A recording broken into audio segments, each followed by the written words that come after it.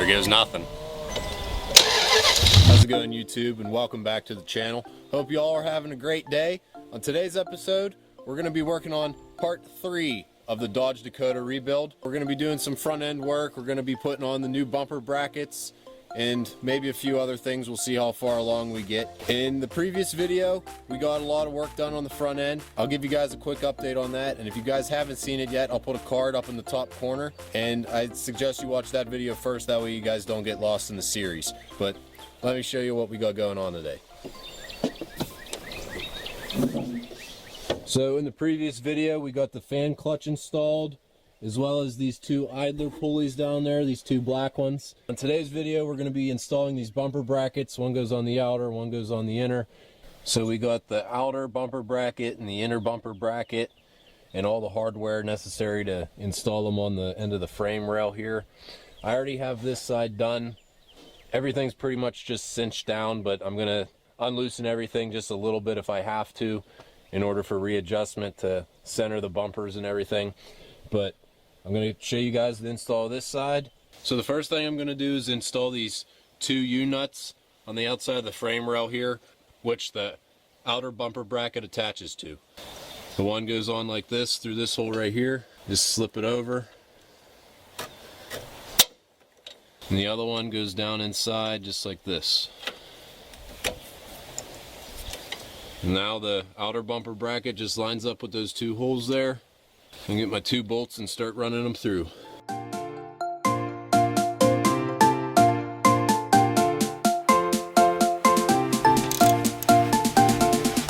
So the inner bumper bracket slides on the outside like this.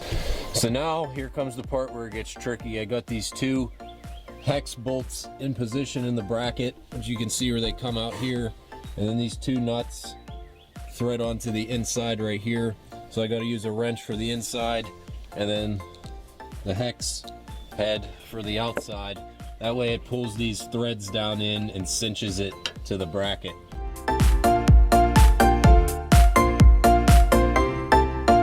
Woo!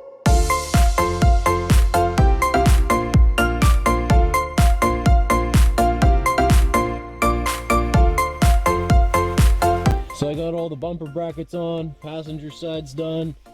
Driver's side's done. Like I said, the things might not be in perfect position right now, but whenever I go to put on my new bumpers, it'll all line up really good. So it's really nice to see some parts actually being put on the truck instead of taking everything off and fixing it. Just means progress is happening, and this truck's gonna be back on the road before I even know it. If you guys are enjoying the rebuild of this truck, drop me the thumbs up button. Smash that thumbs up button. Let's try to get to, I don't know, 50 likes on this video. Hopefully we can get there. So again, I was working on the truck, I heard some noise. Look who decided to walk over again. Howdy. Hey, nice boat. Thank you. Whose is that? Yours? It is, Yeah, we never featured this on the channel before.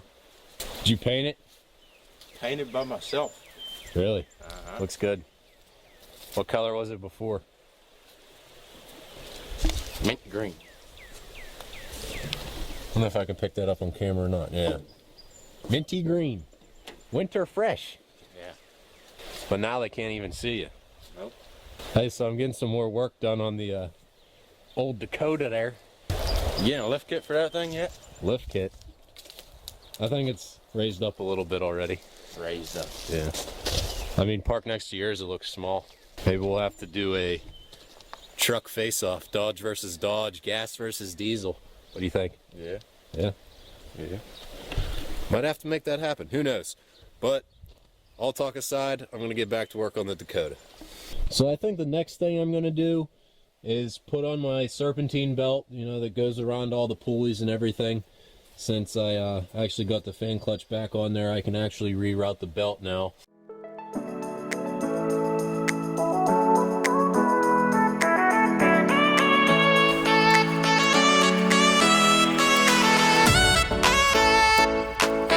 Guys, I think with getting this belt back on here, that's a big step towards getting this thing to run soon.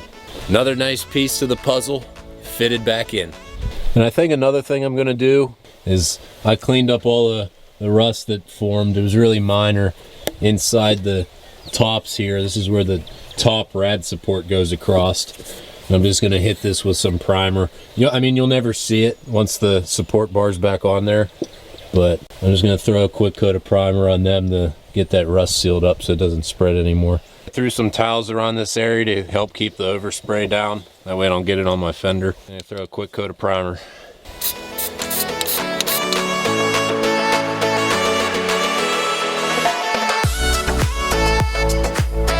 That's one side done. One to go.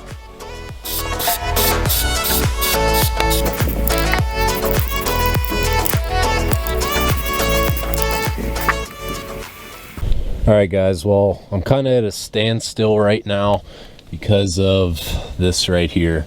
Now, it's nothing major. It's just where the thermostat goes, and then this housing goes around it, and the rad hose just attaches to that. But the reason why I pulled that off is because, you know, everything else was off of the front and it's easier to access. But it was because this rubber seal that goes around the thermostat went bad. It's not perfect. I don't think it's sealed right because I was getting a very slow drip right here. So that's the reason why I decided to pull that off. The store's closed because it's Sunday, but I have to go get a new thermostat seal. And then once I put that back in there, and then I can finish building the rest of the front end of the truck out. But I guess while I'm waiting for that, the next thing I can do is, this is my old radiator. I guess I'm just gonna transfer over the hardware from my old one, like this hose and the bolts. This thing's pretty beat up, so. But we got a brand new one. So let's get to opening the goods. I already had this opened before, so it's not a pure unboxing. So just show you guys the new rad. There she is. Very nice to have new parts, especially after, you know, the damage occurred to that one. What are you doing? Perfect timing. Oh, Come on, man! Oh no. Come on, Nate. Giddy up! Dun, dun, dun. You know, this was a Dakota video, but Nate can't drive. I guess it turned into wood stacking.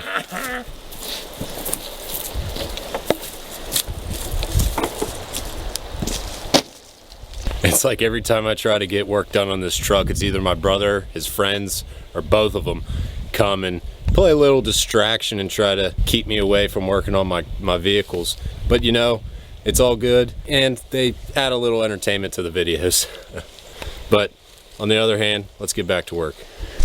So this is how the old radiator and the new radiator are lined up side by side in the exact same direction. But now I'm going to start getting ready to transfer over all this hardware, like those bolts and this hose here. So let's get to it.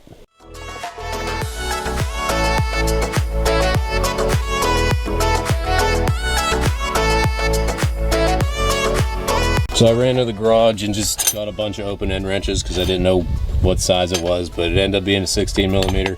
So just put this on here. It should crack loose. Yep, might have to put the camera down. Oh, that's tough. Little delay, little technical difficulties. Hit it with a little liquid wrench. This can looks like it's about 20-30 years old. I don't know what the heck my dad has in the garage, but hopefully that did the trick. So after some time of letting this soak, I was able to break it free. So now I'm just gonna take it out all the way and then transfer it over to the new one.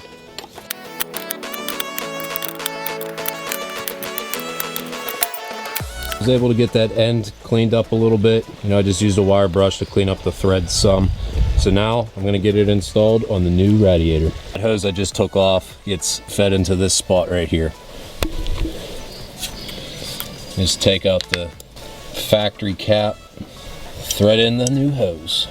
I'll try to see if I can do this with one hand. At least get it started.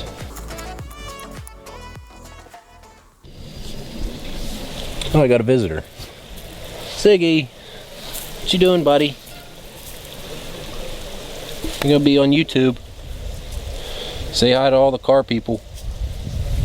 It's my neighbor's dog. He was in some of my other videos, pretty sure. And like I said before, truly a good boy. All right guys, so my projected next step might delay me a little bit. Let me show you real quick. So remember how I told you about that thermostat housing? We got it off. I cleaned up the surface real good. So we're gonna go get a new gasket for it.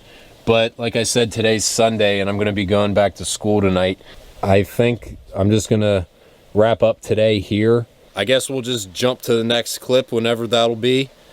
In 3, 2, 1. Alright guys, so next clip here. The weather got a little nicer since the last time I talked to you, so I don't have my coat on. But I was able to get that thermostat gasket. The blue one is the new one, and it fit in there pretty good. And you can see here, this is the old one. It might be a little hard to see on camera, but it's a little dented right there.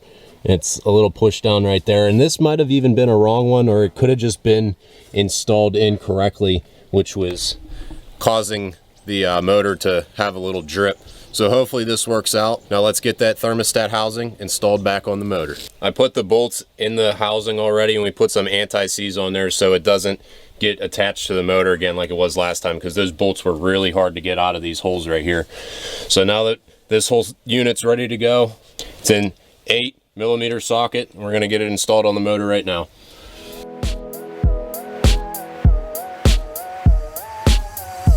Give you guys a quick update. As you can see, I did get the thermostat housing back on, as well as the hose that connects to the rad. So the next step that I'm gonna do is I'm gonna attach the bottom of the fan shroud to the radiator.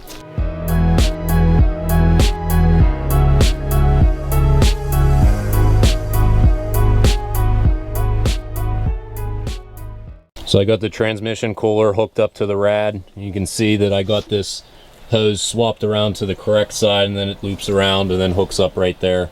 So now that all this is ready, I'm gonna get it set up in the engine bay for mock-up. Let me give you guys a little update here. So you can see we got the rad back in, but we had to take the transmission cooler back off in order to get the AC condenser mounted up to the rad how it should be, because it goes, like I said, it goes in these little channels right here where that little tab fits down in there.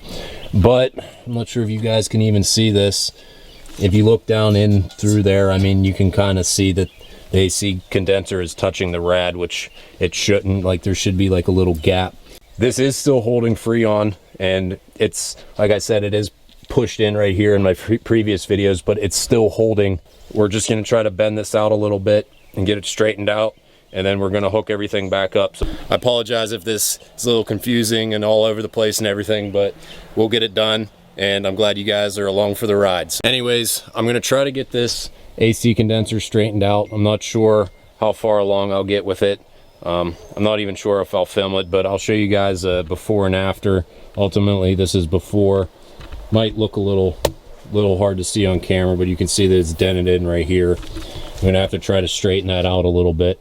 Once that's straightened out, we'll reinstall the transmission cooler, because I had to take it off in order to slip the AC condenser down in place. Got a lot of progress coming along, and I guess we'll just jump to the next clip whenever that'll be. So I'll see you in the next clip. All right guys, back here on a new day. Got the sun shining, so we're ready to get back to work.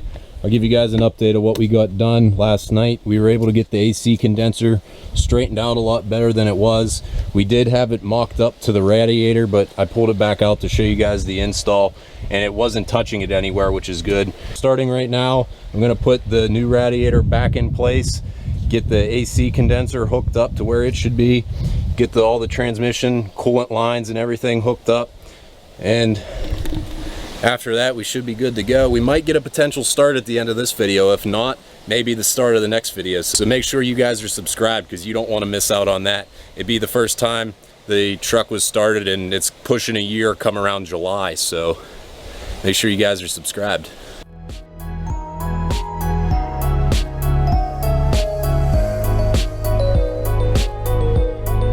Now that we got the radiator and the AC condenser in place, you can see straight to the ground, like how it should be. Also, I just wanted to point out that any of the lines that hook up to the trans cooler or the radiator, I did have to replace the rubber O-rings, because, you know, it's hard and brittle, and they probably never replaced. So I got some new O-rings, and they just go on the ends of the lines, like right here. You can see the new rubber one I got ready to go on. So I'm gonna throw one on right here, and then we can hook up the transmission cooler. Might put you guys on another time lapse. We'll get a bunch of parts put on all at once. So let's get back to work.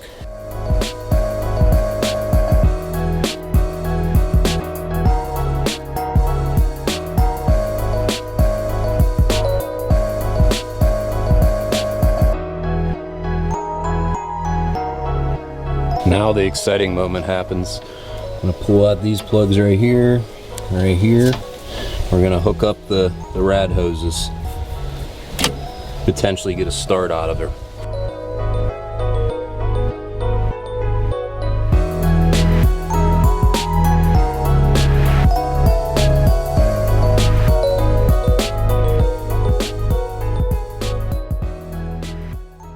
Alright guys, now I guess this is the moment of truth. I got all the hoses hooked up to the rad, the transmission cooler, the AC condensers in place. So I guess all I can do now is, in order to try to attempt its first start, is to add some radiator fluid and then just turn the key. Battery's already charged. My dad had it on the charger, so let's add some fluid and see what happens. Here it goes. Wish me luck.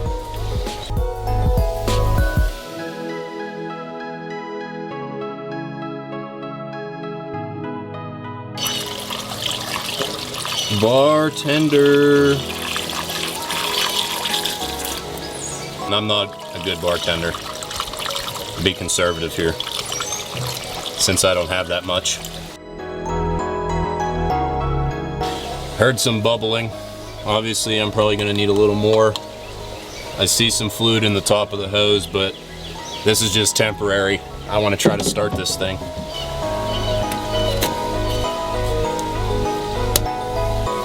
Now that all that's done, let's see what happens. I'm gonna go get the keys. Well guys, this is the final shot. Just hooked up the battery, got my keys. Wish me luck. Let's see what happens.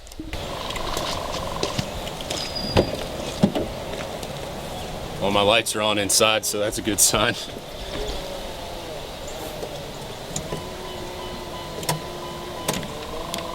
Fuel pump. There goes nothing.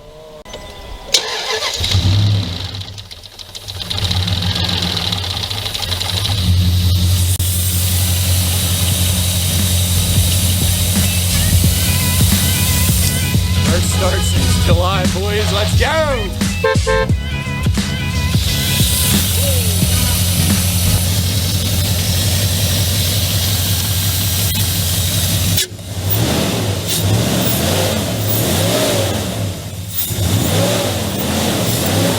Hey!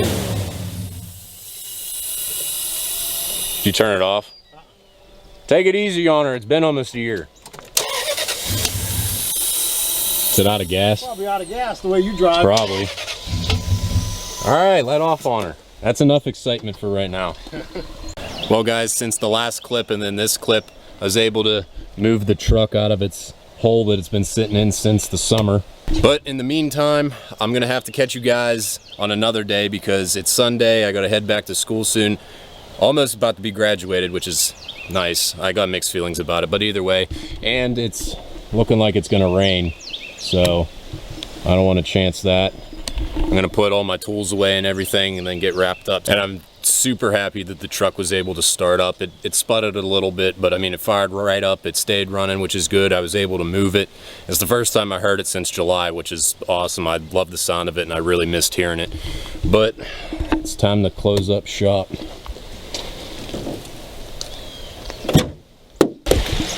Well guys, I just realized between the last clip and this one, I didn't really have anything else more to do on my truck or to really say in this video, so I just wanted to conclude it here.